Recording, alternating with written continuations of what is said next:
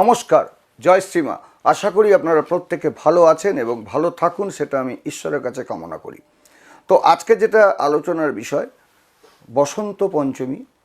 এই বসন্ত পঞ্চমীতে মা সরস্বতীর কাছে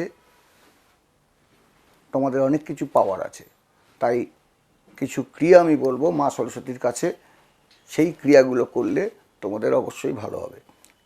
প্রথমে বলবো, এই যে বসন্ত পঞ্চমী আমরা দেখি, এই বসন্ত পঞ্চমীতে কামদেব ও রতির পুজো কিন্তু একটা সময় করতো, এটা প্রথা হিসাবে অনেক জায়গায় প্রচলিত ছিল।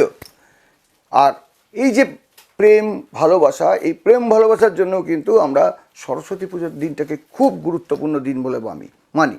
তাই আমি একটা কথা বলবো যে দাম্পত্য জীবনে যদি অশান্তি থাকে, তোমাদের যাদের দাম্পত্য জীবনে অশান্তি, কেন সরস্বতী পুজো একদিনই তোমরা পাবে, তাই জন্য বলবো সুযোগটাকে হাতছাড়া করবে না। তোমাদের যদি দাম্পত্য জীবনে অশান্তি থাকে, তাহলে এই যে বসন্ত পঞ্চমীতে দুধের মধ্যে একটু হলুদ মিশাবে।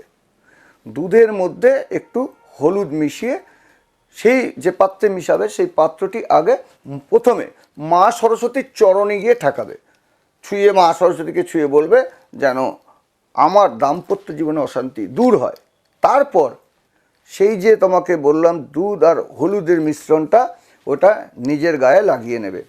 এর ফলে দেখবে তোমাদের যে দাম্পত্য জীবন, এই দাম্পত্য জীবনে কিন্তু অনেক প্রেম তোমাদের বেড়ে গেছে। আর এই দিনই মা সরস্বতীর সামনে তোমরা অবশ্যই হলুদ রঙের মিষ্টি, হলুদ যে পোলাও আছে, সেই হলুদ পোলাও তোমরা কিন্তু ভোগ হিসাবে দিতে পারো। এর ফলে কী হবে, সংসারে কিন্তু সুখ শান্তি বজায় থাকবে। এবং যে বাক সংযমের যে ব্যাপার অনেকে আছে, তাই অনেক ব্যক্তির বাক সংযমের যে অভ্যাস, সেই অভ্যাসটা আরও বাড়াবে এবং তার ব্যক্তিত্বকে, যেটা করবেন তার ব্যক্তিত্বকে কিন্তু উজ্জ্বল করে তুলবে।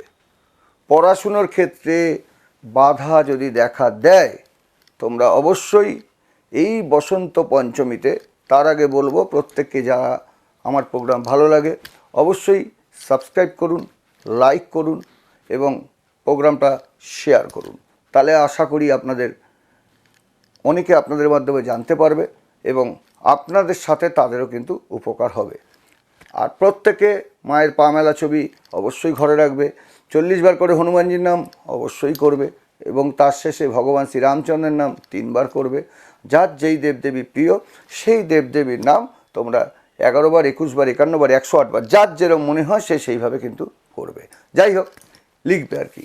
এরপর যেটা আছি, এই যে বসন্ত পঞ্চমীতে যে পড়াশুনোর ক্ষেত্রে যদি বাধা দেখা দেয়, এই বসন্ত পঞ্চমীতে মা সরস্বতীর পায়ে 108টি হলুদ ফুল নিবেদন করো।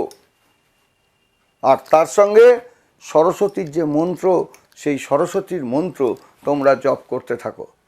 দেখো কীরকম রেজাল্ট পাও। যারা পড়াশোনায় যাদের বাধা আছে, সেই বাধা কত সুন্দরভাবে কেটে যাবে তোমরা পরে দেখতে পাবে। আজকে আর সময় নেই, তোমাদের প্রত্যেকে বলবো তোমরা সুখে থাকো, ভালো থাকো, আনন্দে থাকো, এই বলে আজ অনুষ্ঠান শেষ করছি। নমস্কার, জয় শ্রীমা।